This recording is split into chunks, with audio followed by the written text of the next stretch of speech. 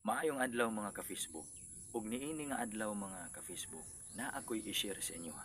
Ug kini nga pulong mga ka-Facebook, dili ni pulong nga iyan ako. Ug ang title ani mga ka-Facebook, naguluhan kining ang buhat sa gugma. So ato ang susihon karon mga ka-Facebook kung unsa kining ang buhat sa gugma. Unsa di ay buhat sa gugma. Nagingon pa dinhi, ngano nga ang atong kaugalingong kasing-kasing dili magsilbi nga insakto nga maghuhukom sa kung unsa ang maayo dawtan. Ngano ang atong kasing-kasing mga ka-Facebook dili gud mahimo ba nga kanang perpekto ba insakto bitaw nga mahimong maghuhukom kung unsay maayo ug kung unsay dawtan. Ang ingon sa Biblia mga kaigsunan, ang kasing-kasing malimbungon, labaw sa tanang mga butang, ug hilabihan gayod pagkadautan. Kinsay makasusi niini. Jeremias 17:9.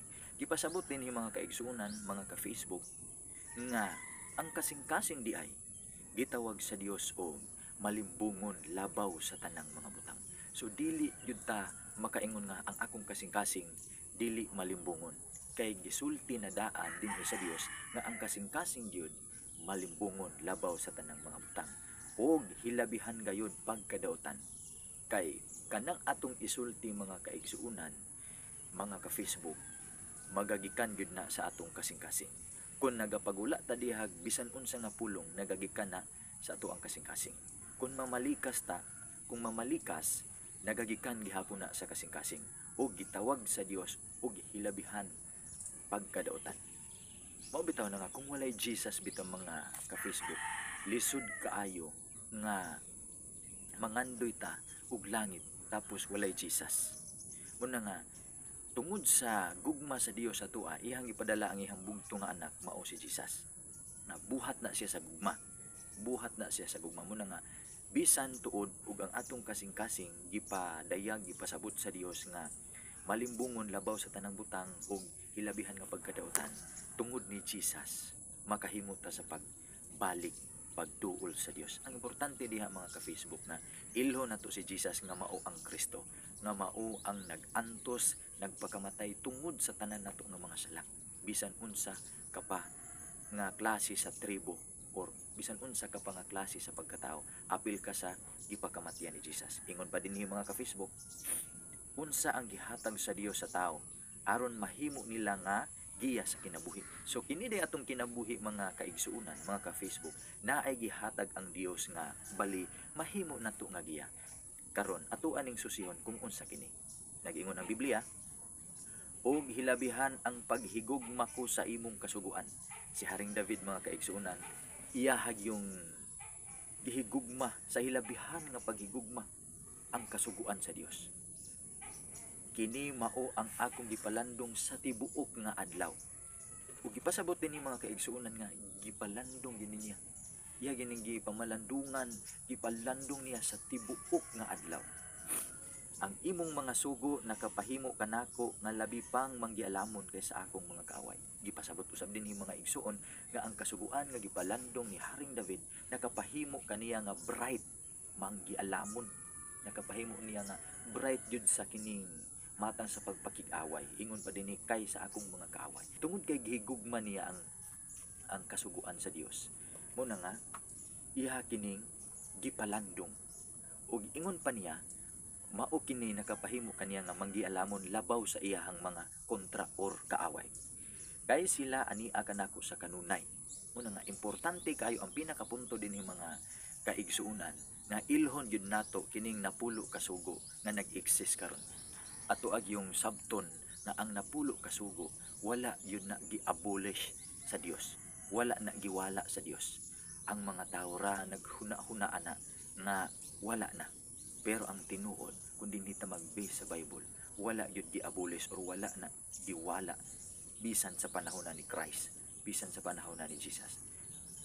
Aduna ako'y labaw pang salabutan kaysa tanan ko nga mga magtutudlo, kay ang imong mga pagpamatuod mo ay akong ipalandong. Salmo 119:97 paingon sa 99.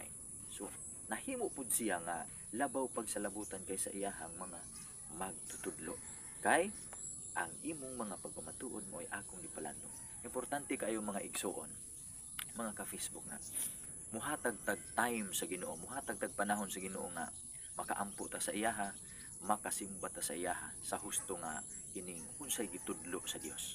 Oh, dili pud ingon nga magbuot-buot kag unsang adlaw musimba ka, kay naa may adlaw nga gitudlo ang Dios nga mao'y simba niya nga mao ang adlaw nga Sabado. Nagtudlo ang Dios og adlaw nga mao'y simba, so musimba ka ana nga time. Dili nimo huna-hunaon ba sama sa gihuna-huna sa uban nga naghuna-huna sila nga ang tanang mga adlaw managsama ra, pero lahi na sila mga kaigsuonan. Ang Sabado lahi sa uban nga mga adlaw. Kaya ang Sabado mao'y gibalaan sa Dios, gipahulayan sa Dios, og miundang ang Dios diha sa iyahang panglalang. Ingon pa mga kaigsuonan, kay ang sugo mao'y usa ka lamparahan. So kining magisgot kanig lamparahan ang Biblia mga kaigsuonan na suga ni siya. Suga. Ug ang balaod mao'y suga. Gipasabot ko din o gipasabot din sa unahan nga ug ang balaod mao'y suga, lamparahan, suga. Ug ang pagbadlong sa pahamatngon mao'y dalan sa kinabuhi. So kini pud ang pagbadlong sa pahamatngon mga kaigsuonan mao ni dalan sa kinabuhi. So kung gusto ta mga kaigsuonan nga mahatagan ta sa Dios og kinabuhi nga walay katapusan, dapat ato ang sundon ang iyang sugo. Dapat kung unsa gitudlo sa kasuguan sa Dios dinhi sa Biblia, ato ana siyang tumanon kung gusto ta nga musulod sa kinabuhi nga walay katapusan. Ug ang muhatag sa kinabuhi nga walay katapusan mga kaigsuonan, mga ka-Facebook, mao si Christ, mao si Jesus. Wala ko nagpasabot din yung mga kaigsuonan nga kung mutuman ta sa napulo ka sugo, makabaton tag kinabuhing dayon. Kay ang napulo ka sugo dili na mao'y muhatag sa kinabuhing dayon.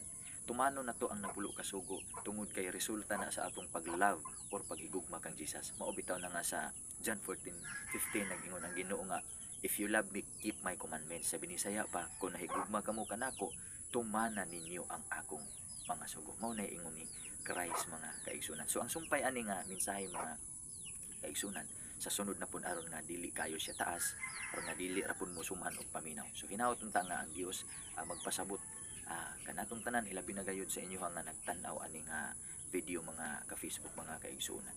Hinaot unta nga napanalanginan mo ani nga adlaw ug ang Ginoo magagiya matag kanunay kanatong tanan.